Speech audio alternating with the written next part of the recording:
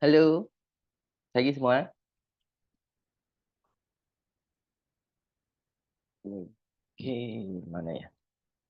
Lama kita tidak bertemu. Sorry ya, agak telat. Mana itu?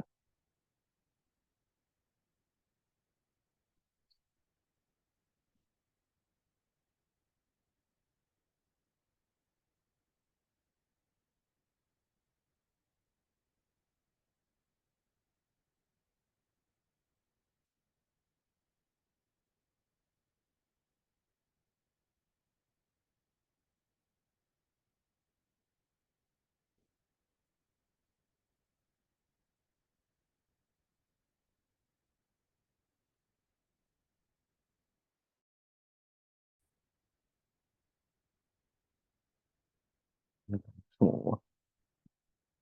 Iya.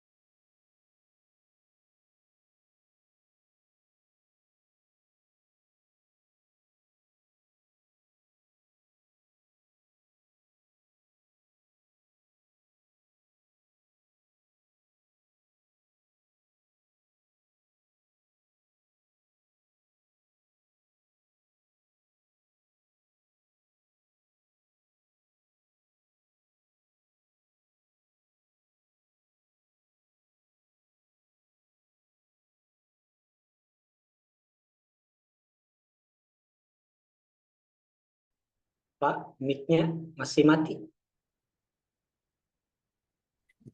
Oke, halo. Ulang lagi deh. Oke, pagi semuanya.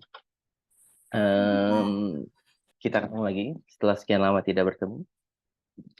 Dan karena jadwal kita cukup mepet ya, dan kita mendekati UTS, dan kebetulan kalian apa juga digabung sama si Google Cloud itu, jadi materi kita lumayan ketinggalan. Jadi untuk pertemuan hari ini kita teori dulu. Oke, mana sih? Kikuk sendiri. Oke.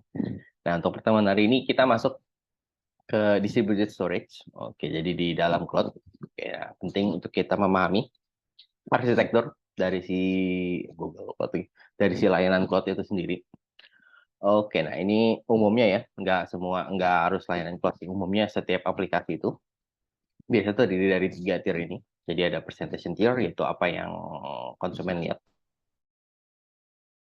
Jadi gimana aplikasi kita berjalan baik itu segala macam. Nah itu bisa terlihat di presentation tier ya. Nah di logic tiernya ini gimana data itu mulai nampilin nih, gimana caranya ngumpulin gitu ya. tergantung dari si permintaan dari si user, si user minta kebutuhannya apa, entah dia mau memasukkan sebuah data atau dia meminta request untuk menampilkan sebuah data ya. Soalnya di sini dia mau nampilin misalnya penjualan gitu ya, penjualan sales tahun lalu gitu, atau di sini dia mau nambahin ada data penjualan masuk segala macam. Nah, di sini masuk ke dalam logic tier. Nah, lalu di data tier yaitu gimana si data itu disimpan gitu. Ketika dia permintaan sebuah data, berarti dilakukan sebuah query. Ketika dia masuk ya udah kita terima datanya gitu ya, kita masukin ya, kita olah lalu kita insert ke dalam database lalu itu kita sebut juga sebagai storage. Oke, nah ini 3 lapisan. Oke, jadi ada presentation, ada logic tier, sama data tier. Oke, nah di dalam si apa search engine, di dalam search engine juga sama sebenarnya kurang lebih. Jadi di mana si user interface ini yaitu si user interface levelnya. Lalu processing level itu gimana sih HTML itu menampilkan gitu ya permintaannya di apa ketika kita mau mencari gitu ketik sesuatu atau apapun dia melakukan query generator. Lalu yang dia dicari ke dalam database gitu ya apa permintaan dari si pencarian si user itu mencari apa, misalnya dia mencari TTS ya udah dia akan cari tampilin segala web segala macam meta informasi apapun yang mengandung kata TTS segala macam, nah ya udah lalu ditampilin ya. Dan biasanya sesuai dia punya algoritma sendiri lagi ya, algoritma rankingnya seperti apa, dan itu menjadi sebuah logik tersendiri gitu ya. Tadi punya ranking algoritma baru ditampilin gitu ke dalam halaman yang kita lihat dari paling atas sampai beberapa halaman gitu yang mengandung ITTS. Oke, nah di dalam distributed file system, nah semua aplikasi hampir semua gitu ke dalam kebutuhan layanan itu kita paling gunakan sini distributed file system. Nah ini jadi salah satu one of most common ya. Jadi dia bilang yang paling digunakan. Goalnya ya otomatis dia mau nampilin permintaan, dan biasanya ini permintaan yang paling sering gitu ya di request. Oke, jadi gimana cara kita bukan mengatasi, mengusahakan gitu ya, permintaan yang paling sering di request ini gitu, atau permintaan yang paling sering diminta ini, tapi dengan dengan efisiensi yang paling efisien mungkin gitu ya. Jadi kita nggak mungkin aja gitu, tapi resource kita jadi boros gitu ya. Jika dia minta tampilkan di TTS gitu, ada 1.000 orang, 1.000 kali di request gitu, ya sah-sah aja gitu. Tapi kan otomatis pemakaian kita jadi boros gitu, entah dari memori segala macam. Oke, nah apalagi ketika ada permintaannya dari berbagai macam tempat atau didistribusikan, nah kita harus mengupayakan gitu ya, supaya sebuah aplikasi itu bisa melakukan ini ability to open, update, distributed data gitu ya di dalam mesin manapun, di dalam network, lalu juga dia melakukan synchronization ketika ada perubahan atau apapun. Oke, dan kalau dia punya kapabilitas untuk nge-share lokal file segala macam ya juga itu menjadi gimana proses synchronization data di dalam lokal tersebut. Oke, nah ini contohnya. Nah ini dibilang umum, masih banyak sih sebenarnya nggak bentuk umum, tapi ini yang paling sering digunakan ibaratnya. Dimana ini bentuk komputer ya, yang kuning ini. Ini ada komputer, entah komputer klien maupun komputer server gitu ya. Nah server juga bisa lebih dari satu. Oke, lalu di situ juga di tiap-tiap server dia punya database masing-masing juga ya.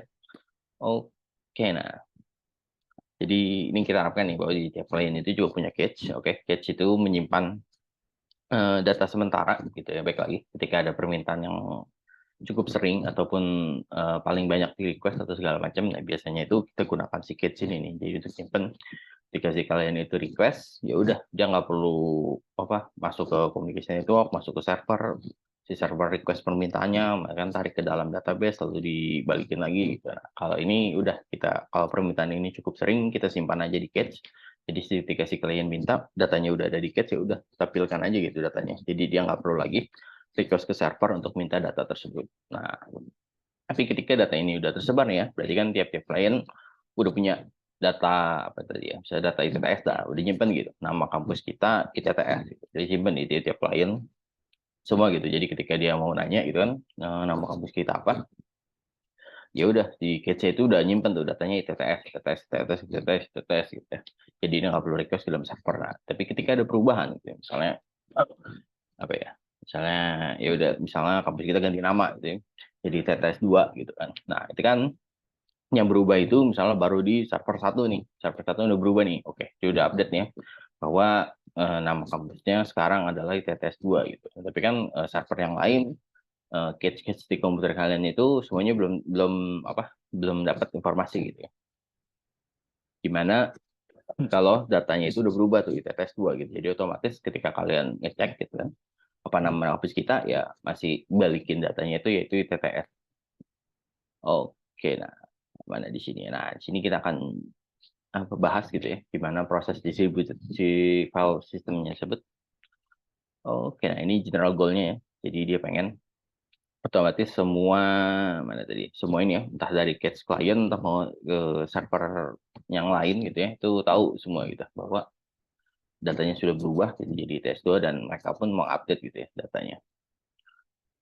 Oh, mana ya? Ada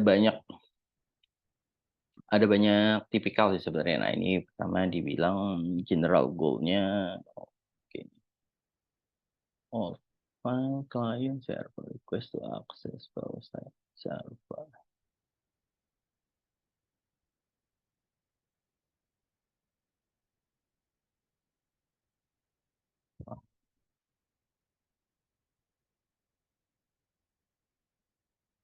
Oke.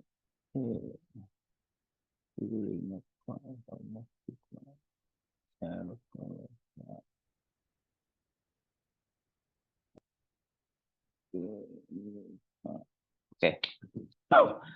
Nah, ini bukan cara pertama sih. Ini salah satu general goal-nya. Jadi dia pengen tuh ini pembahasan tadi sih sebenarnya. Jadi pengen tuh ketika si klien akses gitu ya ke dalam si server, terus kayak tadi tuh si server udah membaharuin tuh ya dari awal sebelumnya tuh kalau file kita namanya ITTS gitu udah berubah jadi ITTS 2.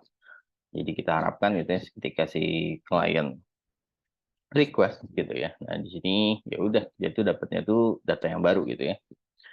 New file bukan si old filenya. Oke, nah ada pertama di dalam sini dia pakai observation. Oke, jadi salah satu ininya dia merupakan salah satu termasuk banyak tradisional ini dia melakukan remote procedure call gitu ya. Nah, jadi ketika si mana dia itu operation oke look open nah, alternative need to be exploit oke lupa nah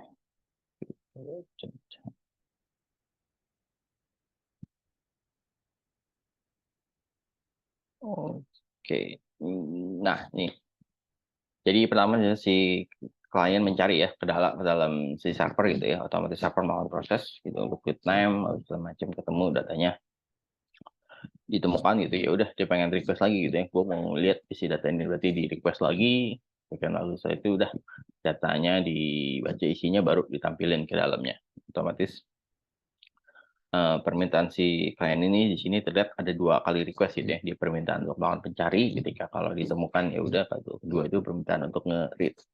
Nah sedangkan kalau di si B ini jadi dia permintaannya itu langsung mencari dan dia mau nge-read gitu ya.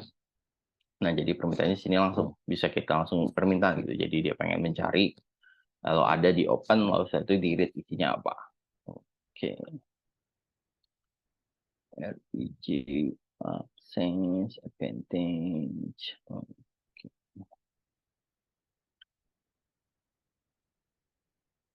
Operative server.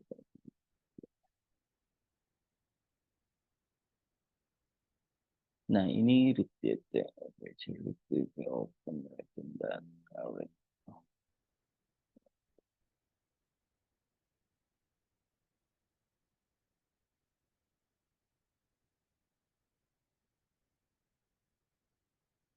Oke. Nah, ini sebenarnya bukan permasalahan sih. Ini kalau kita nggak menggunakan cache gitu ibaratnya. Server bisa nggak gitu ya, nggak usah pakai cache itu bisa-bisa aja gitu. Ada keuntungan justru sebenarnya kalau kita nggak pakai cache itu ya otomatis data yang diambil itu selalu data yang paling update gitu ya, dari dalam database gitu ya. Jadi tiap kali permintaan, ya udah otomatis datanya itu ditarik gitu ke dalam server, mau klien 1, klien 2, segala macam. Tapi otomatis problemnya ya otomatis si networknya kita akan lebih slower gitu ya. Karena tiap kali permintaan tuh dia harus request dulu ke server gitu ya. Balik lagi, tergantung koneksi internet. Kalau internet kalian bagus, mungkin nggak akan jadi kendala. Tapi kalau internet kalian jelek, ya akan cenderung lambat gitu ya. Karena tiap kali request, tiap kali apapun, semuanya ya harus request dulu ke dalam server gitu. Server mau pencarian segala macam. Nah, beda kalau kita pakai catch, ya udah ketika datanya ada, ya udah itu otomatis masih masuk di lokal kalian gitu. Dia nggak harus request dulu ke dalam server. Oke, dan kedua itu bakal jadi banyak traffic gitu ya, karena tadi setiap kita nggak ada catch, jadi setiap ada permintaan akan di request lagi gitu ke dalam server request lagi ke dalam database gitu ya. Jadi bisa tergantung lagi, tergantung bisa permintaannya yang cukup besar, atau kedua query-nya itu query ke dalam database itu cukup banyak gitu datanya gitu. Jadi query-nya pun juga cukup lambat gitu. Jadi kalau cukup lambat ya kesangkut di kendala request si servernya gitu ya, lagi ngumpulin datanya gitu. Misal kalian tadi nampilin data penjualan akhir tahun gitu. Oke, nah ketika kinerja kalian bagus, belum tentu jika ternyata data penjualan akhir tahunnya puluhan juta data gitu ya, otomatis kan dia makan waktu gitu. Apalagi kalian mau minta dalam bentuk reporting gitu, mau digenerate semua, otomatis kan si server itu bakalan minta tuh ya si data tersebut gitu. Oke lah kalau cuma satu gitu. Gimana kalau ternyata ada 10 klien yang minta gitu, dan permintaan tadi nggak masuk ke dalam catch, otomatis 10-10-nya akan melakukan query ke 10 juta data tadi itu. Otomatis sudah tuh beban memori server udah habis buat nungguin si data tersebut. Nah, biasanya udah kalian aplikasi kalian lemot, ujung-ujungnya crash ya. Oke, atau dia bilang sini server kan bottleneck gitu, karena permintaan yang terlalu banyak. Nah, ini cukup sering terjadi ketika kita nggak memanfaatkan si catch ini. Oke, ini apa ya? Use catch. Nah, ini penggunaan catch untuk nge-release gitu ya, network load. Oke, nah catch itu ada di dua ya. Jadi bisa di sisi klien dan juga bisa di sisi server. Oke, jadi ke depannya kalau ketika kita menggunakan 99 Cloud khususnya gitu ya, kalian harus perhatiin bahwa memori storage itu sebenarnya bakal semakin murah gitu ya, semakin besar itu justru semakin murah. Justru yang makin mahal itu adalah memori gitu. Nah, jadi penting gitu untuk kita memanage bukan lebih penting, sama-sama penting gitu, tapi memanage memori itu cukup krusial gitu, karena selain harganya mahal, kedua ya resource-nya terbatas gitu. Beda dengan storage gitu. Ketika misalnya kita kehabisan storage atau apa, ya udah upgrade aja gitu. Itu costnya nggak akan begitu besar gitu ketimbang kalian upgrade memori.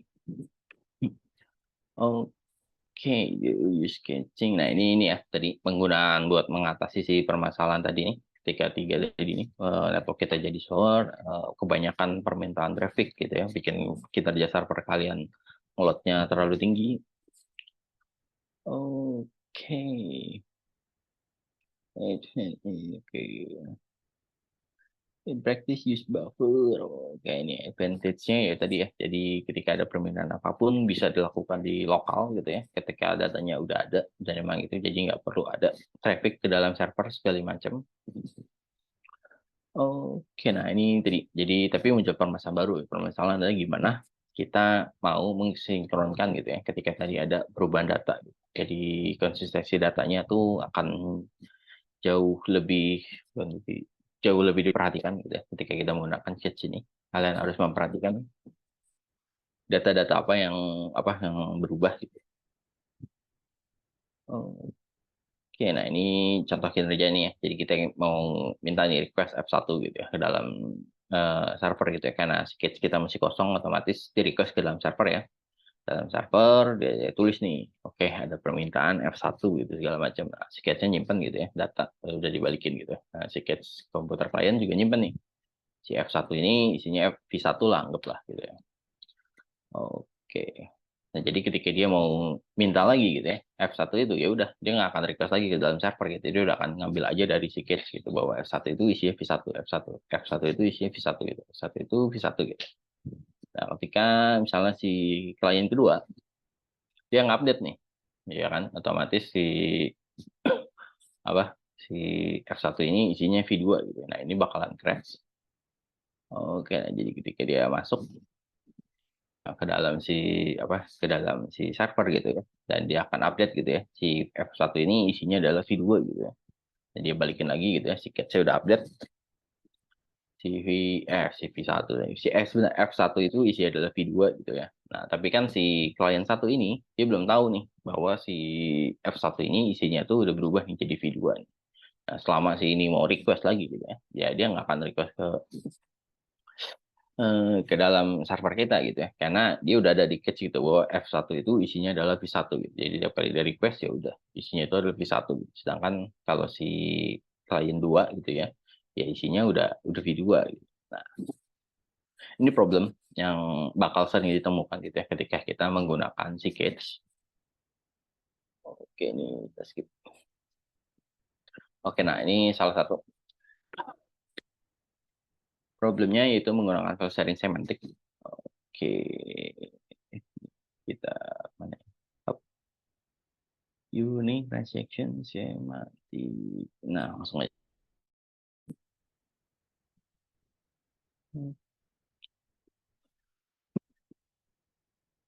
Oke, nah contoh di sini di dalam Coda ya, si Coda ini juga sama. Ketika dia misalnya si klien request ya ke dalam si server gitu ya, dia request gitu dapat, dimasukin di dalam sini ya udah dia dapat data ya si file F gitu ibaratnya. Nah, ini dimasukin ke dalam si session gitu ya. Oh, kita lalu ada klien 2 gitu ya, dia nulis gitu, merubah isi data si file F tersebut gitu ya. Nah, setelah selesai, terus setelah itu dia di close gitu ya. Nah, otomatis ini kan ada gap nih. Ketika waktu si klien A lagi baca gitu ya, yang kan jangka waktunya cukup panjang gitu ya. Dan lalu si klien kedua ini lagi melakukan proses perubahan gitu ya, di tengah-tengah si klien satu ini lagi ngebaca gitu ya. Ini kan ada miss di sini nih. Oke, nah dengan melakukan dengan si kode ini, nah jadi dia melakukan prosesnya di sini. Oke, ketika si klien A lagi buka gitu ya, read data gitu ya. Oke, lalu si PLF. Nah, lalu ketika si klien B nulis setelah itu dia selesai gitu ya, dia close gitu ya. Ketika proses itu jadi selesai, nah di sini dia bakal ada proses gap ya di sini di si invalid callback sini. Nah, otomatis di sini bakal dapat notif nih bahwa si A ini dapat ada perubahan gitu ya si file app ini gitu ya, suruh close gitu ya. Atau buka lagi gitu ya, otomatis si A ini bakal suruh close lalu di open lagi, read lagi gitu ya. Nah, begitu juga gitu ketika si klien B nulis lagi gitu ya, ada perubahan apapun, ya udah si klien A dapat notif lagi, suruh close gitu ya, connection-nya buka lagi. Seperti itu. Oke. Stateful or stateless design. Oke, nah ini penggunaan stateful atau stateless ketika kita ngedesain gitu ya. Penting nggak sih kita mengasih status gitu ya ke dalam dia mengasih status gitu ke dalam request gitu ya. Oke, nah stateful ini kita gunakan gitu ya ketika ada client specific requesting. Oke. Oke, nah di sini ada ini ya. Nah, di sini berguna kalau request-nya itu pendek, oke. Jadi better performance di processing request. Jadi performanya bakal jauh lebih baik kalau dia di dalam processing request. Nah, lalu catch coherence-nya jadi cukup possible gitu ya tadi. Ketika dalam catch ini bakal ada gangguan. Dan bukan ada gangguan apa ya sebutnya inject ketika ada perubahan apapun gitu ibaratnya si server ini jadi tahu gitu ya siapa yang accessing, siapa perubahan segala macam. Nah, kalau locking itu juga kita bisa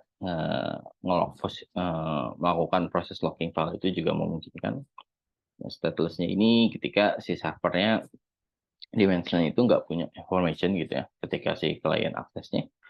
Oke, nah tiap request harus di-identify file dan offsetnya. Oke, nah si server bisa crash dan recover. Oke. Oke, no open close nih. Lalu ketika nggak ada server space for usage space. Oke, problem if Oke, ini ada problem kalau filenya itu di delete. Oke, file locking itu nggak memungkinkan. Oke, nah ini kedua, pakai consistation and replication. Oke, nah cara kedua, jadi dia menggunakan apa ya? Bukan bukan memodifikasi lah ibaratnya proses sebelumnya gitu ya. Jadi ketika si client request gitu ya ke dalam server gitu kan, server ngasih tahu filenya gitu kan disimpan gitu ke dalam lokal cache-nya dia gitu ya segala macam. Nah, ketika ada perubahan ataupun ada ini gitu ya si server relegation, oke dia balikin gitu ya file ada perubahan, nah kita masuk. Oke, waduh. Oke, nah ini langsung ke file Lawrence.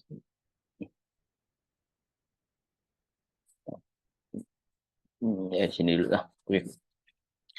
Nah, jadi si server ini bakalan recall gitu ya. Ketika si kita kirim gitu ada perubahan ya udah si server ini bakal ngirim ulang gitu ya. Jadi ketika ada komputer-komputer lainnya gitu ya yang dia pernah memberikan si file tersebut, otomatis dia bakal berikan lagi gitu ya si file terbarunya.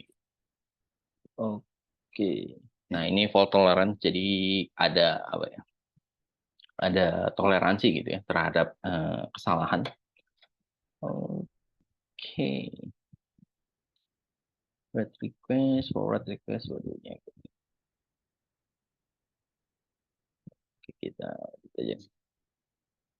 NFS, oke, nah, NFS ini oke implement virtual.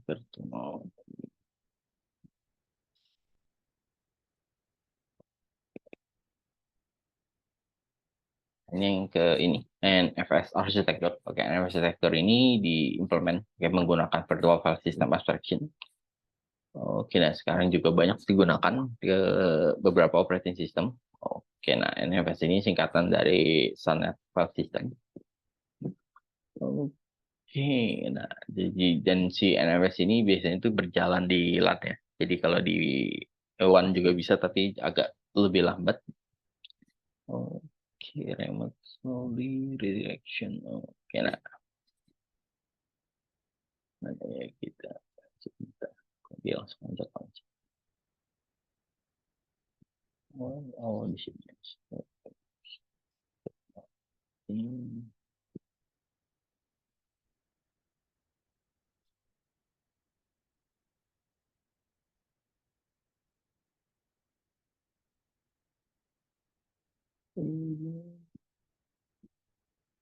Oke. Nah ini ya, jadi kita mengakses remote file sebagai local file gitu ya. Jadi kita akses file yang ada di server lain gitu, seolah-olah ini ada di local file kita. Oke, udah cukup banyak sebenarnya sekarang aplikasi yang menyediakan, atau sekarang Linux pun via terminal sih. Linux juga bisa sebenarnya. Kalau tapi itu ya kita pakai via terminal, nggak apa nggak ada user interface gitu. Kalau kalian mau pakai user interface-nya, biasa gunakan aplikasi yang menyediakan gitu. Dia akan nampilin ya, bikin user interface gitu atau gitu. Tapi kalau nggak mau install ya biasa itu menggunakan terminal. Oke, nah jadi dia bisa nge-redefine gitu ya cara file name-nya gitu. Jadi biasanya itu lokasi servernya gitu, slash gitu ya, lokasi servernya. Terus kalau ada direktorinya.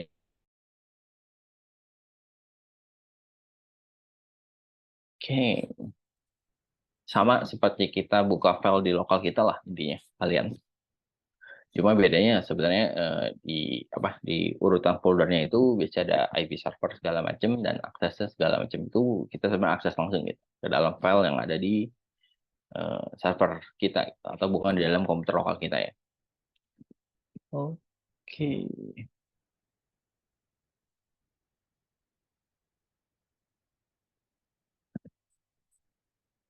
Nah ini ya. Jadi misalnya ada 3 orang deh, sorry ada 2 orang deh sih yang mau ngakses ke si server kita ya, ke dalam file dalam server gitu ya.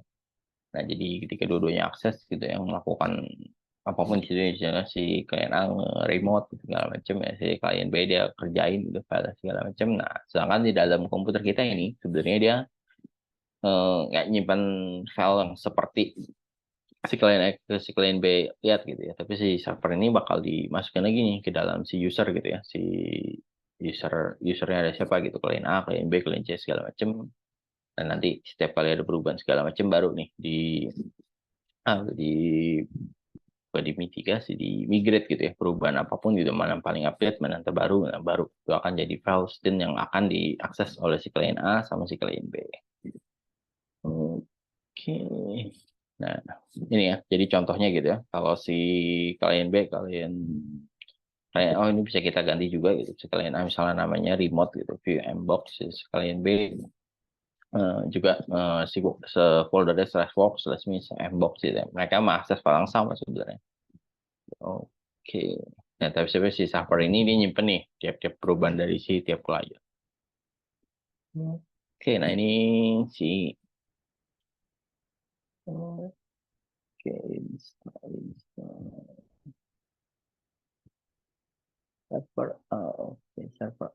Oke, ini kalau ada dua server ya. Kalau tadi kan satu file diakses dua klien. Nah, ini gimana kalau servernya ada dua gitu ya. Jadi si klien lagi ngakses. Oke, import di Chrome A gitu. Oke, dia ngakses dapat data dari server A gitu ya. Ketika dia update perubahan segala macam, nah, si server A bakal ada ini dia akan nge-import dari package disposable directory client.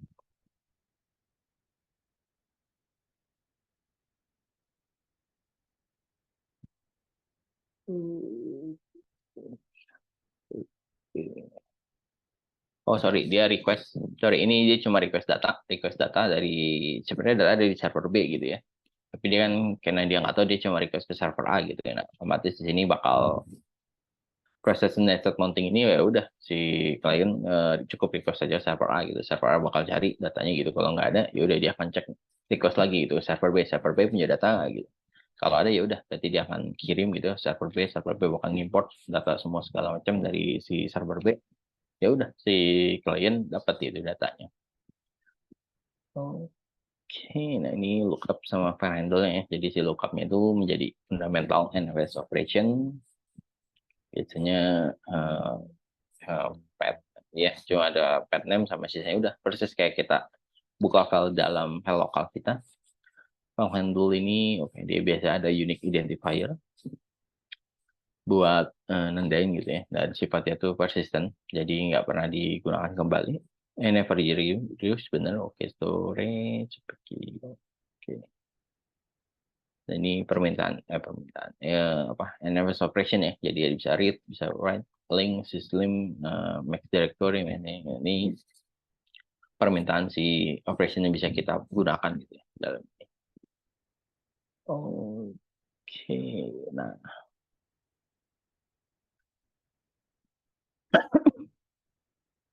klien MS. Nah ini di dalam segi klien ya, kayak gimana si kliennya bisa memory catch, melakukan catchingnya ya. Oke, sama aja sih sebenarnya dengan catch di server kayak gitu beda jauh.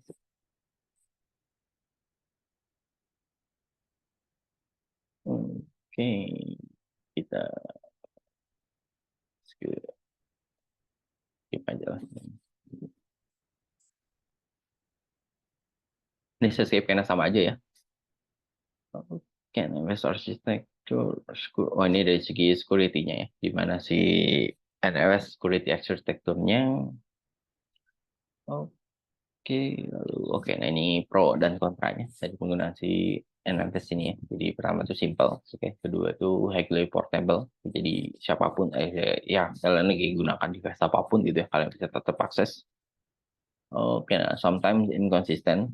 Oke, nah doesn't scale too large. Oke, untuk ke klien ya, karena tapi lagi untuk dari segi kliennya kita nggak bisa apa ya, nggak bisa mengetahui gitu ya. Kita punya server gitu ya, banyak kita kalau server kita ya kita bisa atur gitu ya.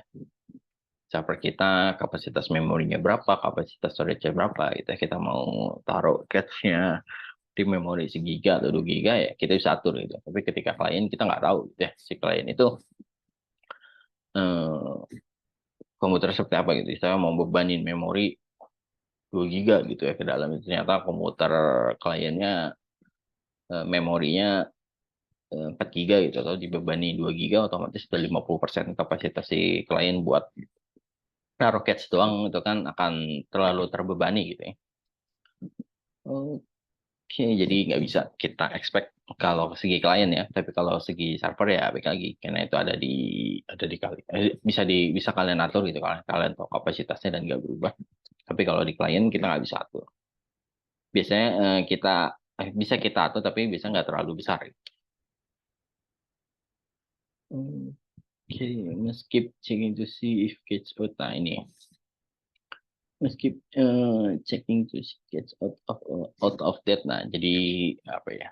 Ini sebenarnya sering, nggak sering sih, kadang miss logic gitu ya. Kadang suka ada kayak tadi itu permasalahan data di cache itu nggak terupdate atau out of date gitu ya. Jadi dia nggak dapat data terbaru. Jadi si klien tiap kali request ya udah, kayak contoh tadi si V1 V2 gitu ya. Si klien satu tiap request dapatnya V1 terus gitu ya. Karena cache-nya nggak update itu atau out of date. Oke.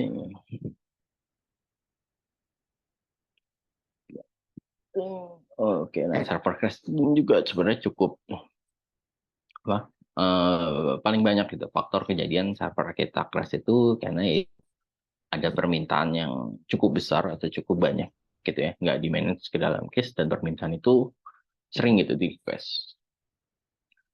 Oke, ini motivating episode one big. Oke, how the web so it all research of one big CP. Oke. Oh ini ya permasalahan waktu waktu dulu ya, permasalahan Google lah, search engine gitu ya. Ini paling gitu ya, karena dia harus nge-crawl seluruh website yang ada gitu ya, semua gitu ya, website yang ada gitu, ada 1 miliar, ya udah 1 miliar ditangkap gitu, dicari semuanya, lalu dia harus menyimpan data itu semua gitu ya, jadi ke dalam satu di tempat gitu, jadi ada one big list, lalu proses user itu search-nya itu ke dalam si CPU tersebut. Nah, otomatis ya udah bakal makan biaya gitu ya, dan tidak terukur gitu. Ini ini sebagai contoh gitu ya, Google Google penyimpanan Google gitu. Kalau dulu dia masih bentuk server seperti di atas gitu ya. Sekarang untuk servernya itu udah bentuk pabrik gitu, udah bentuk industri. Oke, nah ini betapa apa? Betapa betapa simpelnya ya server yang ada, mungkin sekarang juga udah jauh lebih berubah lagi. Oke, ini cluster based system. Nah, jadi cluster, kebanyakan cluster based system ini kita bahas ya. Satu doang, oke lah. Nah, ini ketika kita ketemu ini data collection yang cukup besar gitu ya. Jadi si klien ini untuk nge-speed up file access gitu ya. Jadi daripada dia tadi misalnya data ada 1 miliar gitu ya, dia harus cari gitu data dalam 1 miliar tersebut.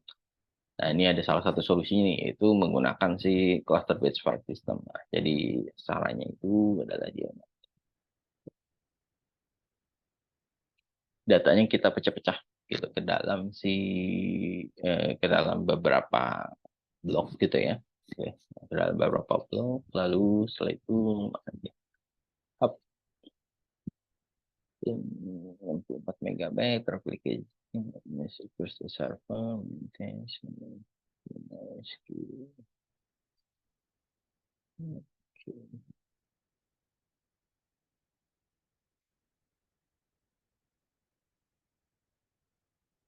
Oke, nah jadi si file tadi dipecah-pecah gitu ya. Nah, di sini masukin ke dalam ID, beberapa chunk server gitu ya. Nah, tapi setiap kali dia pecah segala macam, dia akan masukin nih chunk ID-nya berapa, range segala macam gitu, isinya chunk data gitu. Oke, nah jadi ketika nanti oh ya ada. Oke, nah jadi ketika kita mau baca gitu ya, aplikasi ini kita mau request gitu ya si file tadi gitu ya, pas request tadi ke dalam si master gitu ya, si master ini bakal udah dia ngecek dalam si permintaan itu, masuk ke dalam chunk handler application-nya, Oke, nah dia akan bakal pilih location dari pilih ke server, jadi request data to client, client load data to kita ke sini belum tergambarkan organization.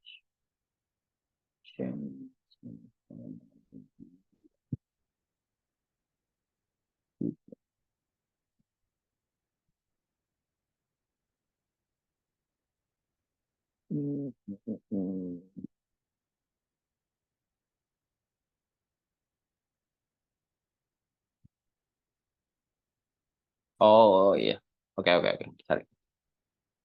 Oke sorry, saya nangkapnya. Jadi di sini dia masukin file langsung ke sini lah. Di filenya itu mungkin cukup besar segala macam. Nah disimpan tuh di dalam si server gitu ya. Satu server gitu ya, si ibarat server master lah. Server master nyimpan datanya gitu. Nah, ketimbang tiap-tiap server yang lain gitu nyimpan si file tersebut, ya udah, mending si master ini dia aja yang nyimpen sendiri gitu ya. Nah, setelah itu yang dia share itu adalah si ini, si Chang ID sama range-nya gitu ibarat.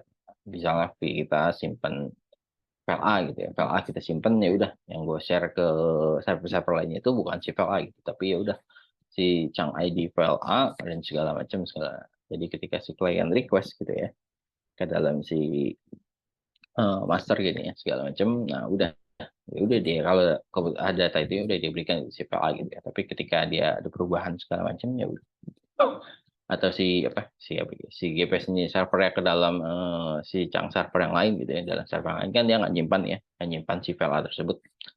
Nah, otomatis si Chang ini udah, si Chang servernya yang bakal mencari gitu ya ke dalam si masternya itu, bahwa dia udah tahu nih bahwa si file itu ada di Chang ID sekian gitu, range sekian sekian. Oke. Nah, jadi ketika misalnya ada perubahan gitu ya, misalnya si klien eh, nulis gitu ya segala macam perubahan ke dalam si data ke dalam sini, udah otomatis si GPS kliennya ini yang dia update, sorry, si masternya ini bakal ngupdate gitu perubahan segala macam, ya udah penyimpanan ID si Changnya itu sebenarnya harusnya nggak gitu jauh berubah. Oke, mana dia? Red algorithm change to, nah di sini ya. Oke, nah di sini berarti kalau ada perubahan serial order, secondary report back gimana?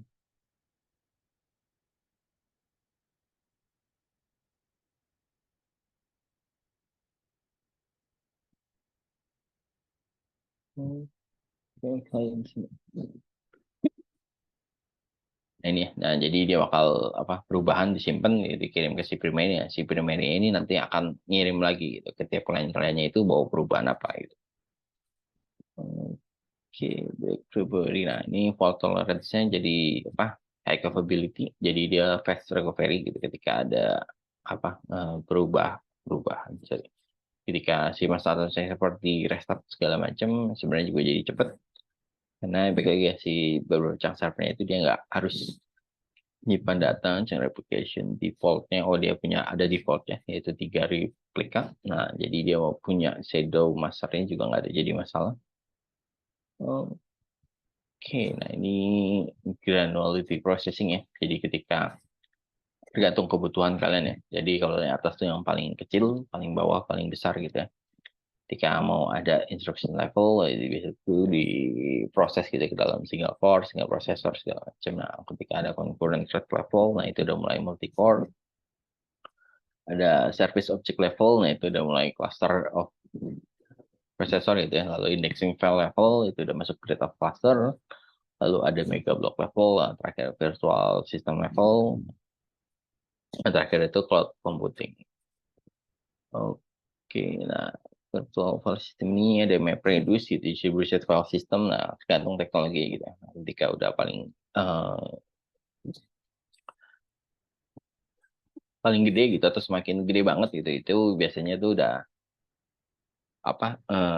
ini bukannya karena nggak sanggup gitu, tapi karena cost-nya itu udah makin besar, makin itu ya nggak masuk akal gitu. Kalau kalian mau buat server sendiri gitu, ketika itu semakin itu udah cost-nya itu nggak makin masuk akal, jadi akan jauh lebih disarankan ya menggunakan cloud computing gitu. Karena cost-nya itu akan jauh lebih rendah. Oke, ini salah satu aplikasi, salah satu teknologi untuk apa, menyimpan atau nge-processing data yang cukup besar gitu ya. Nah, ini namanya Hadoop. Oke, oh ini tugas. Oke, ini tugas tapi nggak usah lah. Karena tugas kalian cukup banyak. Oke. Nah, ini tadi beberapa tentang apa gitu, tentang cloud storage, tentang distributed storage ya, tentang distributed storage dan penggunaan si Cage. Oke. Nah, jadi cukup kalian perhatiin gitu ketika kalian bangun aplikasi atau itu ya ke depannya itu ya itu tadi saya bilang bahwa penyimpanan itu makin lama makin ini itu akan makin murah gitu ya, kalian bisa menyimpan bertera-tera, sekarang udah berpeta-peta byte gitu ya, itu akan jauh lebih murah ketimbang beberapa puluh giga memori. Jadi memori itu makin mahal, memori itu makin mahal gitu ya. Sedangkan kalau storage itu semakin murah. Jadi pertimbangkan arsitektur yang kalian mau buat gitu ya. Jangan eh, jangan sampai storage-nya justru biasa aja gitu, segala macam dikit ya, tapi penggunaan memori itu maksimal itu mentok. Oke, nah sampai sini ada yang mau nanya? Ini tugasnya nggak usah ya, karena tugas kalian udah banyak. Apalagi dari apa si Google Cloud itu juga udah. Saya belum cek loh. Oke, saya sambil cek.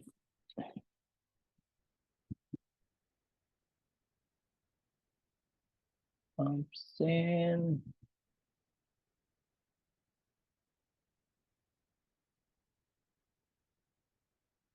Mana?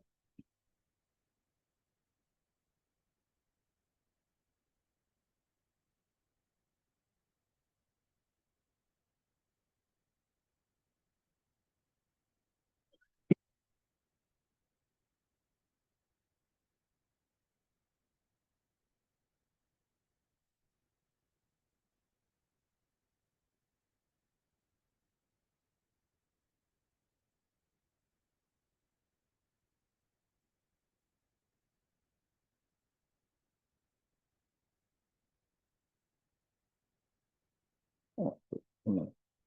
Hmm.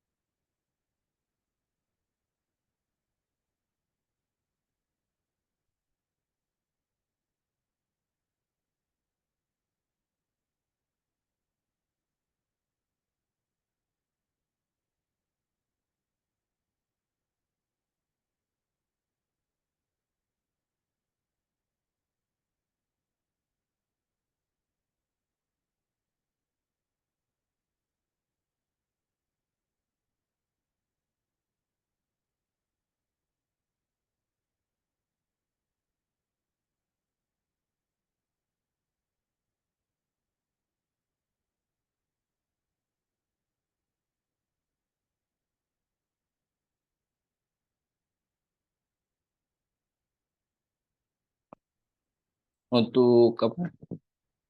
Google Cloud-nya ada ini nggak? Ada masalah? Mana ya?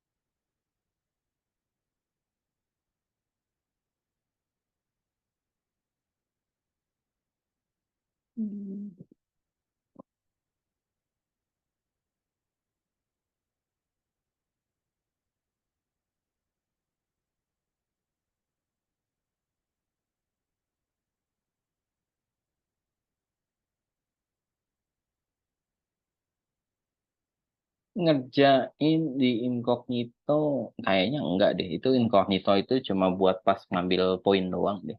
Sisanya sih kalau setelah pengerjaannya sih bebas. Yang penting Google sarankan Google Chrome gitu ya. Karena Mozilla Firefox atau browser lain takutnya ada ketidak apa kompatibelan gitu ke dalam das pengerjaannya. Tapi kalau mode incognito-nya itu kayaknya pas waktu ngambil poin aja. Ketika mengerjakannya itu enggak sih aman. Nah, ini saya buka nih ya. Up. Masih banyak sebenarnya yang belum mengerjakan. Kebuka. Kendalanya ada di mana? Ini siapa ini? Masih salah masukin link. Legal yang Firly. Oh, Firly udah selesai ya. Firly, selamat Firly.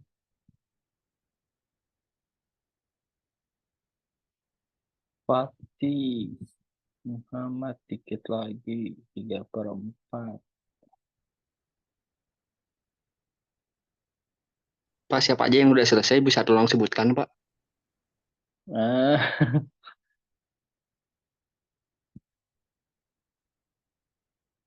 coba tanyain dong yang udah selesai. Sini dulu. Tulisan anjing.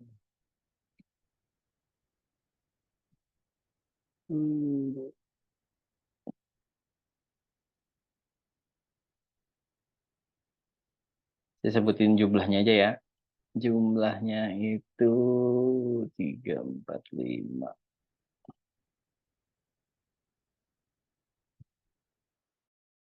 5 orang. 5 orang sudah selesai. Saya nggak tahu ini ya, anak pagi atau anak malam.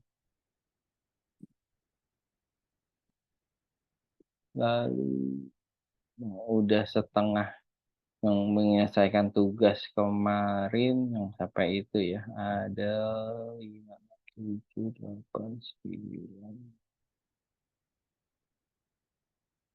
10. Ini kayak satu. Enggak. 9 deh.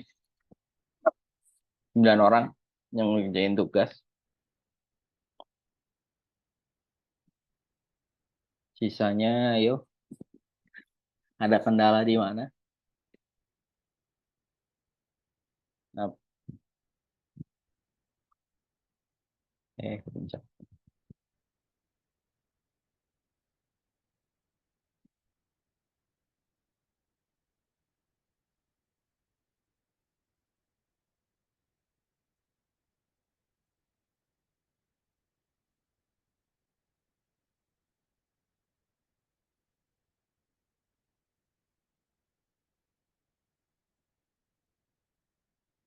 Oh, tuh ada yang apa? Info tuh dia pakai Firefox.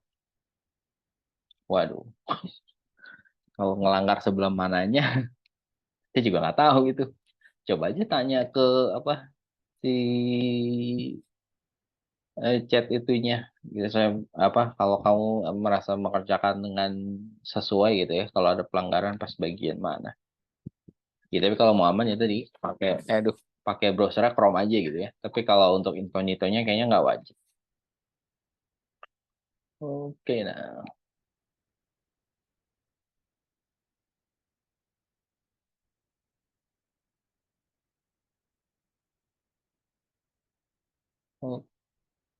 Oke, itu ya, dok itu. Jadi yang apa? Yang belum, ayo semangat ngerjainnya. Oh ya, untuk ini kita pertemuan berapa ya? Kita kayaknya sih ketinggalan satu pertemuan ya. Jadi minggu depan masih ada pertemuan. Jadi minggu tenang kalian, saya ambil satu pertemuan.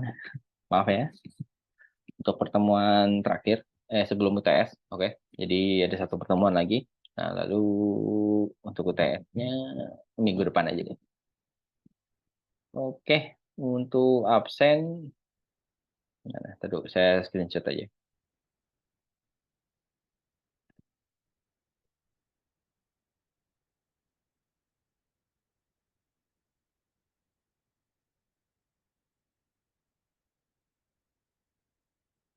Oke, satu halaman.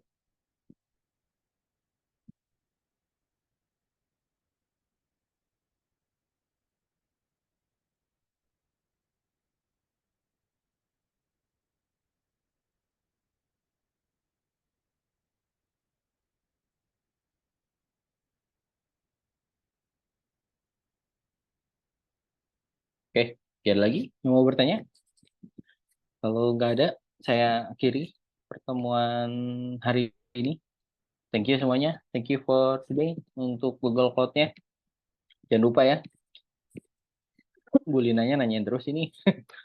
Progres apa kalian katanya lambat sekali. Oke, tapi untuk UTS teori ya, tenang aja. Oke, nanti apa kisi-kisi saya bahas di pertemuan berikutnya. Thank you semuanya. Kita ketemu next week. See you. Bye. Terima kasih, Pak. Terima kasih, Pak. Selamat pagi.